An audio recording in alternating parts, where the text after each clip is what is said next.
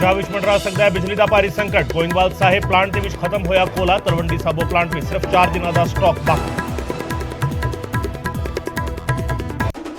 News 18 की खबर तो बाद जागया बठिंडा का सेहत महकमा। कचरे के ढेर विच बदलियां दवाइयां की कीती साम संभाल। लापरवाह मुलाजमां के खिलाफ एक्शन के हुक्म। माफिया के मुद्दे ते केजरीवाल नूं कांग्रेस का घेरा। राजा वड़िंग बोले रिश्वत की पेशकश करने वालों के आम आदमी पार्टी ने नहीं जनतक किते ना ही की कार्रवाई कि चुप रह के माफिया नूं दे रहे ने समर्थन। प्रधान बनने तो बाद राजा वड़िंग दी कांग्रेसियां नाल मुलाकातां जारी। अज लुधियाना दे विच सुरिंदर डावर के घर पहुंच की मीटिंग। जाखड़ अते सिद्धू के बारे कुछ भी बोलने तो किया किनारा। पंजाब कांग्रेस के साबका प्रधान सुनील जाखड़ के बागी तेवर। नोटिस का नहीं दिता जवाब कि हुण जाखड़ ते कार्रवाई करेगी पार्टी या फिर जाखड़ खुद ही चुक सकते हैं कोई बड़ा कदम। SYL विवाद से पंजाब के खिलाफ अदालत की उलंघना की पटिशन दायर करने की तैयारी के हरियाणा। कांग्रेस ने मान सरकार को किया आगा। वड़िंग बोले सारिया पार्टियां को भरोसे च लैके कानूनी लड़ाई की तैयारी करे सरकार। राजोआणा की रिहाई को लैके पखी सियासत। अकाली दल से भड़के रवनीत बिट्टू कहा देश विरोधी एजेंसियों के इशारे से सुखबीर मंग रहे राजोआणा की रिहाई। लगता है मेरा ते मेरे परिवार का जानी नुकसान कराने का इरादा। पंजाब विच मुफ्त बिजली से हरियाणा के गृह मंत्री अनिल विज ने कसया तंज। बोले श्रीलंका वर्गा होने वाला है पंजाब का हाल। मुफ्त सहूलतां देने वाले सूबे दे देश हो रहे ने खोखले। लोगों को रोटी भी नहीं खुआ सकणगे। एक्शन विच मान सरकार के मंत्री ब्रह्मशंकर जिंपा ने मोहाली डीसी दफ्तर के मारिया छापा। स्टाफ की हाजिरी की चैक। मौके से स्टाफ को पईयां भाजड़ा। एलपी विच दिलजीत दोसांझ के प्रोग्राम को लैके विवाद। तय थां ते चौपर ना उतारन अते 1 घंटा वध प्रोग्राम चलन को लैके FIR। चौपर के चालक अते प्रबंधक कंपनी के खिलाफ केस दर्ज।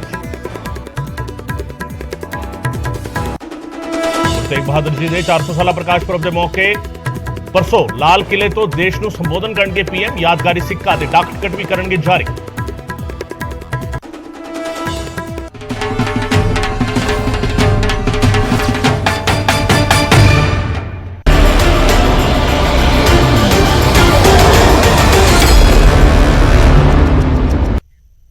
न्यूज़ 18 पंजाब हरियाणा हिमाचल वेख रहे दर्शकों का स्वागत है। मैं हां गगनदीप चौहान ते इस वेले दे बुलेटिन की शुरुआत अहम खबर के नाल। SYL ते हुण कानूनी लड़ाई लड़ेगा हरियाणा। पंजाब खिलाफ कोर्ट दे विच पटिशन दायर करने की तैयारी की जा रही है। कोर्ट के आदेशों की उलंघना की पटिशन दायर करने से विचार किया जा रहा है। पंजाब मामले को सुलझाने लई गंभीर नहीं है, हरियाणा ने कहा। 5 अप्रैल को SYL ते हरियाणा विधानसभा विच मता पास किया गया सी। दरअसल सुप्रीम कोर्ट ने पंजाब ते हरियाणा दोवें सूबे दी सरकारां नूं मिल बैठ के मसले का हल कढण लई कहा सी, पर कई मीटिंगां करन ते भी कोई हल नहीं निकल सकिया। ते हुण वड्डी खबर निकल के जिहड़ी सामने आ रही है कि हरियाणा हुण कानूनी कार्रवाई करन दी तैयारी कर रहा है। हरियाणा सरकार जिहड़ा हैगा कानूनी लड़ाई लड़न दी तैयारी दे विच है SYL दे मसले ते। सो SYL दा मसला एक बार फिर कानूनी लड़ाई दे विच शामिल हुंदा जा रहा है। कानूनी लड़ाई दा आधार बनता जा रहा है। इस कानूनी लड़ाई नूं इस बार हरियाणा शुरू कर रहा है। SYL के मसले से हरियाणा वालों कहा जा रहा है कि पंजाब सरकार गंभीर नजर नहीं आ रही। सुप्रीम कोर्ट ने हालांकि कहा सी कि दोवें सूबे दी सरकारां नूं मिल बैठ के इस मसले नूं सुलझा लेना चाहिए। सोल्यूशन कोई नहीं निकलिया हुण तक ते उस तो बाद हुण SYL ते कानूनी लड़ाई लड़न की तैयारी दे विच हरियाणा सरकार नजर आ रही है। पंजाब खिलाफ कोर्ट के विच पटिशन दायर की जाएगी। कोर्ट के आदेशों की उलंघना की पटिशन दायर करने से विचार किया जा रहा है। वो हमारा अधिकार है, वो हम कर सकते हैं और वो हम करने जा रहे हैं। बाकी पंजाब में नई सरकार बनी है और बनते सारी उन्होंने चंडीगढ़ की मांग की है और उनको समझ होनी चाहिए कि चंडीगढ़ का मुद्दा SYL के साथ जुड़ा हुआ है। अगर वो चंडीगढ़ लेना चाहते हैं तो SYL बनानी शुरू कर दें और हिंदी भाषी क्षेत्र हमें ट्रांसफर कर दें तो कोर्टों के चक्कर में जाने से सब बच जाएंगे। उधर इस मामले में कांग्रेस ने मान सरकार को कानूनी रणनीति तैयार करने की सलाह दी है। पंजाब कांग्रेस के प्रधान राजा वड़िंग ने ट्वीट किया है, मान साहब दुश्मन बूहे ते खड़ा है, तुहाडियां की तैयारियां ने?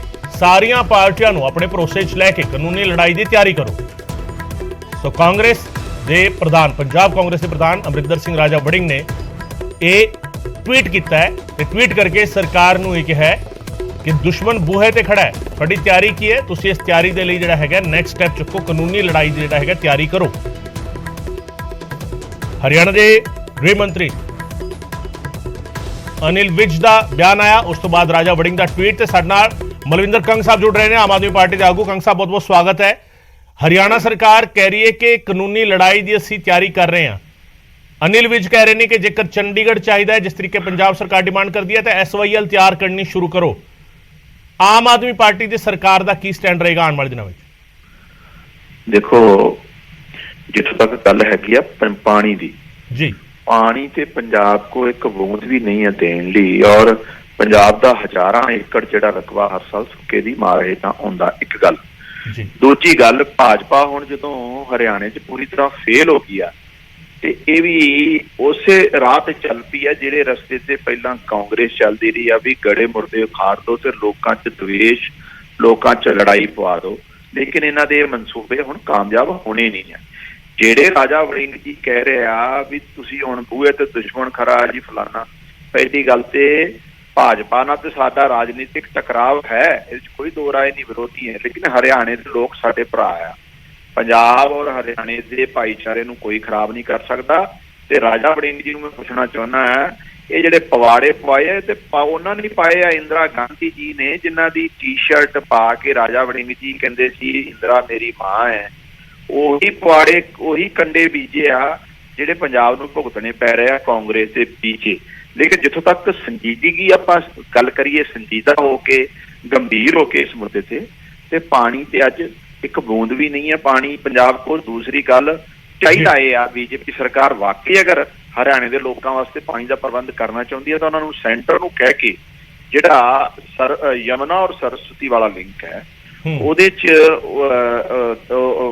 ਪਾਣੀ ਵਾਧਾ ਕਰਨਾ ਚਾਹੀਦਾ ਤਾਂ ਕਿ ਹਰ ਪੰਜਾਬ ਨੂੰ ਹਰਿਆਣੇ ਤੋਂ। ਕੰਗ ਸਾਹਿਬ ਇੱਕ ਮਿੰਟ ਲਈ ਰੋਕਾਂਗਾ ਤੁਹਾਨੂੰ। ਸਾਡੇ ਨਾਲ ਰਮਨ ਮਲਿਕ ਸਾਹਿਬ ਜੁੜ ਰਹੇ ਨੇ, ਹਰਿਆਣਾ ਬੀਜੇਪੀ ਦੇ ਆਗੂ। ਮਲਿਕ ਸਾਹਿਬ ਬਹੁਤ ਬਹੁਤ ਸਵਾਗਤ ਹੈ ਤੁਹਾਡਾ ਇਸ ਚਰਚਾ ਦੇ ਵਿੱਚ। हरियाणा सरकार किस तरह की तैयारी कर रही है अब इस पूरे मामले पर, SYL को लेकर खास करके? देखिए, हरियाणा ने शुरू से इस विषय के ऊपर कानूनी तरीके से काम करा है, असंवैधानिक तरीके से काम नहीं करा है। जहां तक पंजाब का बात है, पंजाब ने हर बारी असंवैधानिक और एक जिसे बोलते हैं ना कि दंगई और गुंडई वाला काम करा है। आप जाके नहरों को पाट देंगे, आप लैंड रिवर्सल के कानून एक तरफा पास कर देंगे, आप इस तरीके के काम करेंगे। मैं ये पूछना चाहता हूं कि जब बंटवारा हुआ था तो बंटवारे में आप हमको खैरात नहीं दे रहे, हम अपना हिस्सा मांग रहे हैं जो कानूनी तौर पे है। हम आपसे भीख नहीं मांग रहे हैं। ये अलग बात है कि हम आपकी तरह काम नहीं कर रहे। हम सरकार जो है जो प्रेसिडेंशियल रेफरेंस तक गई है, उसके बाद सुप्रीम कोर्ट ने अपना निर्णय दिया है। अब ये आपके ऊपर एक कंटेम्प्ट ऑफ कोर्ट है कि आप इस तरीके से कर रहे हैं, नंबर एक। नंबर दो, अगर पानी की किल्लत है पंजाब में तो पंजाब ने आज तक पिछले 10 साल में, 15 साल में, 20 साल में कितनी नई जल संग्रह की योजनाएं बनाई हैं, कितना पानी जो एक्सेस पंजाब में से फ्लो कर जाता है उसको आपने कितना संरक्षण करने के लिए करा है, कोई आंकड़ा दे सकता है? एक भी वाटर सेविंग प्रोजेक्ट आपने नहीं लगाया आज तक। क्या कहीं पर रेजर्वॉयर्स बनाए एडिशनल पिछले 10-15 साल में? नहीं बनाए। क्या आपने ये सुनिश्चित करा है कि पानी की वेस्टेज जो हो रही है, जैसे हरियाणा ने बार बार जो जीरी की बात है, जो चावल की खेती है, उसके ऊपर उसे ट्रांसफर करने के लिए किसानों को प्रोत्साहन राशि दी है, आपने कुछ करा इस प्रकार का काम? कुछ भी नहीं करा। तो ये सिर्फ आपकी एक हठ धर्मिता और आपकी एक मंशा दिखाता है कि आप ये करना ही नहीं चाहते। आप हमारी चीज जो आपके पास पड़ी हुई है, आप उस पर अपना मालिकाना हक बना के अपनी दादागिरी से उसको नहीं देना चाहते। और हमारे पास अब कोई और ऑप्शन नहीं रहा है जो कि जिसे बोलना चाहिए कि संवैधानिक और एक सभ्य तरीके में कोर्ट के अलावा और कोर्ट से कंटेम्प्ट आपके ऊपर कराए बिना हमारे पास और कोई नहीं रास्ता रहता।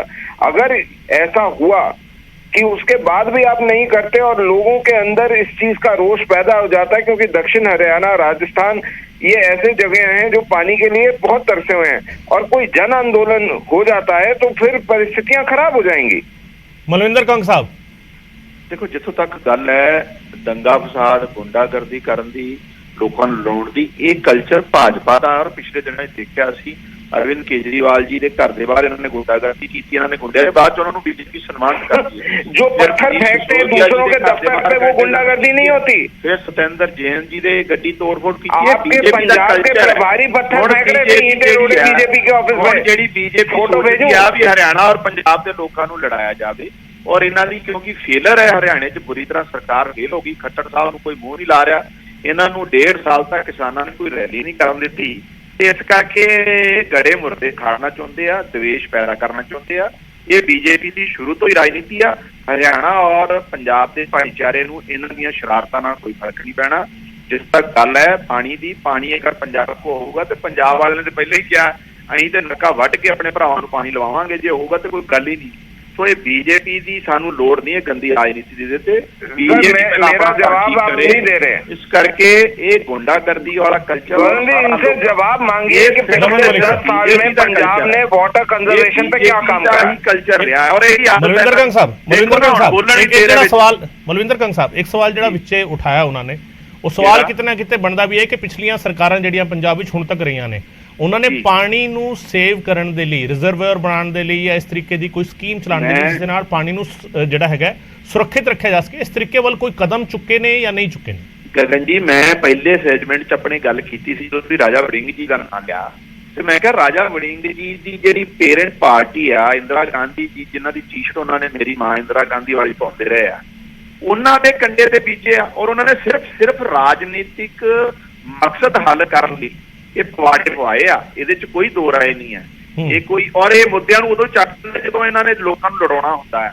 ਅਦਰਵਾਈਜ਼ ਇਹਨਾਂ ਨੇ ਇਸ ਮਸਲੇ ਨੂੰ ਸੋਲਵ ਕਰ ਲਈ, ਚਾਹੇ ਉਹ ਚੰਡੀਗੜ੍ਹ ਦੀ ਗੱਲ ਹੋਵੇ, ਚਾਹੇ ਪਾਣੀਆਂ ਦੀ ਗੱਲ ਹੋਵੇ। ਕਾਂਗਰਸ ਦੇ ਬੀਜੇ ਜਿਹੜੇ ਕੰਡੇ ਆ, ਔਰ ਇਹ ਕਾਂਗਰਸ ਹੁਣ ਫਿਰ ਉਹਦੀ ਰਾਜਨੀਤੀ ਤੇ ਭਾਜਪਾ ਵੀ ਉਹੀ ਪਾਰਟੀ ਜਿੰਨਾ ਤੇ ਚੱਲ ਰਹੀ ਹੈ ਹਰਿਆਣੇ 'ਚ, ਕਿਉਂਕਿ ਹਰਿਆਣੇ 'ਚ ਵੀ ਇਹਨਾਂ ਦਾ ਬੁਰਾ ਹਾਲ ਹੈ। ਆਮ ਆਦਮੀ ਪਾਰਟੀ ਦਾ ਨੁਕਸਾਨ ਵੱਧ ਰਿਹਾ ਹੈ हरियाणा से। आम आदमी पार्टी बहुत बड़े रमन मलिक साहब, मेरे दो क्वेश्चन है सर।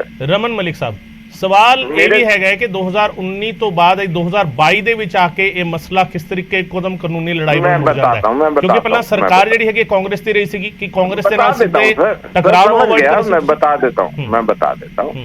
देखिए, सबसे पहले तो इनका मैं एक जवाब दे दूं। गुंडागर्दी की बात जहाँ है, जरनैल सिंह वगैरह और आशुतोष थे या दूसरे थे, इनकी बहुत सारी तस्वीरें हैं बीजेपी के दफ्तर के सामने खड़े होके वहां पे पत्थरबाजी करने की 11 अशोक रोड पे। इन शायद ये उस समय तक आम आदमी पार्टी में नहीं रहे, थोड़ा सा अपनी पार्टी का इतिहास देखें और गुंडे ही देखें कि गुंडे कैसे होते हैं, तो आपको उनकी शक्ल दिख जाएगी। एक चीज। दूसरी चीज, जहां तक बात मेरी है, मैं आपको ये बता दूं कि आप 19 से बात कर रहे हैं। 19 के उपरांत जब हम आए, उसके बाद 2020 से लेकर आज तक कोरोना का जो प्रॉब्लम थी वो सारी हो रही थी, उसके उपरांत ये सारा काम हुआ है, तो वो हो रहा है। और तीसरा जो विषय है, जब दिल्ली की बात आती है पानी की, तो राघव चड्ढा और अरविंद केजरीवाल दोनों के दोनों ये बोलते हैं हरियाणा पानी दे दे रहा। अगर हरियाणा के पास पानी होता है तो हरियाणा दबादब देता है, नहीं भी होता तब भी भेजता है, और जरूरत जितनी करार में है उससे ज्यादा भेज रहा है। आज तक जो नहर के पैसे हरियाणा के देने थे दिल्ली ने नहीं दिए, लेकिन फिर भी भेजता है। हम ये बात पूछ रहे हैं बार बार कि आप पुरानी सरकारों ने क्या करा क्या नहीं करा, आप उसको एक बारी को उसको बाद में बैठ के कोस लेंगे।